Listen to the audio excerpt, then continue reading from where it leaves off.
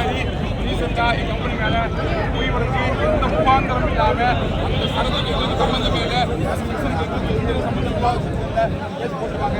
7 மணிக்கு யூடியூப்ல பார்த்து அதே அதிகாரியை 3 மாசத்துக்கு முன்னாடியே நான் பார்த்து எல்லா விளக்கத்துக்கு எல்லா காப்பி சப்மிட் பண்ணதுக்கப்புறம் அந்த அதிகாரி ஈவினிங் பார்த்தேன். அது ஒன்று கேஸ் பண்ண பார்த்த மக்கள் கேட்ட மக்கள் 9 மாசமா அந்த அம்மன் விசாரணைக்கும் நான் தனியாக தான் போனேன். அனைத்து டாக்டர் ஏன்னா மனித பயம் இல்லை, அதான் தெளிவாக போனேன். எல்லா மக்கள் சொல்லவும் இல்லை, யாரையும் கூப்பிடவும் இல்லை. இந்த கம்பெனியில் 50 லட்சம் மேலே மக்கள் இருக்கிறாங்க.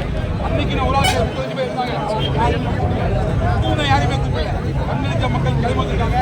எல்லாருமே நீ கைகாசு கைகாசு போயிருந்தா இந்த படை போயிருந்தா கைகாசு என்ன ஆயிருக்கும் அதை யோசிச்சுதான் போகாதீங்க.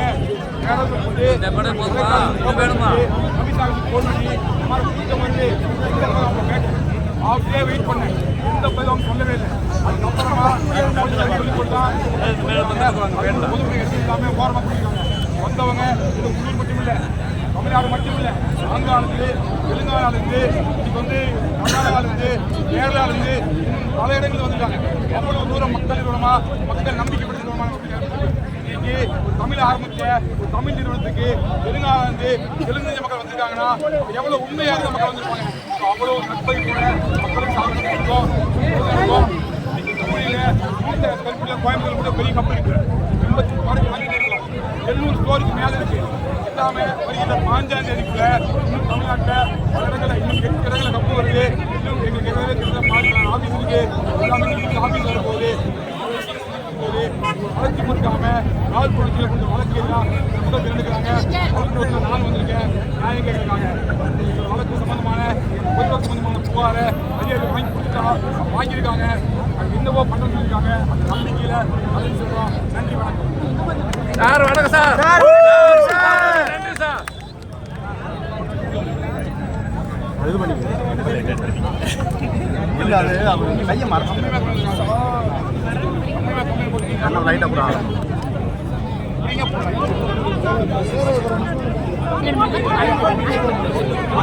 சரிதா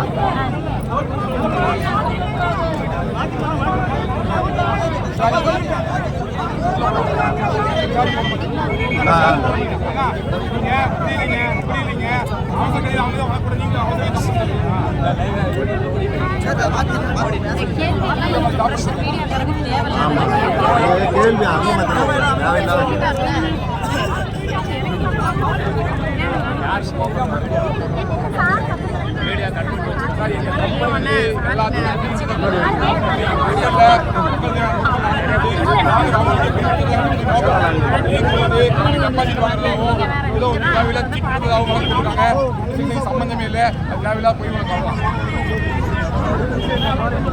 இங்க வந்து எங்கிட்ட வந்து கேட்டுதான் உலகம் வந்து பாதிப்பு யாரும் இல்லை, எந்த முகாந்திரம் இல்லை, எஃப்ஐஆர் எந்த விதத்தையும் பெருசாக பாதிக்கப்படாது என்னன்னு கேட்டு சொல்லிட்டு சொல்லியிருக்காங்க. அந்த வாக்கு நம்பி நான்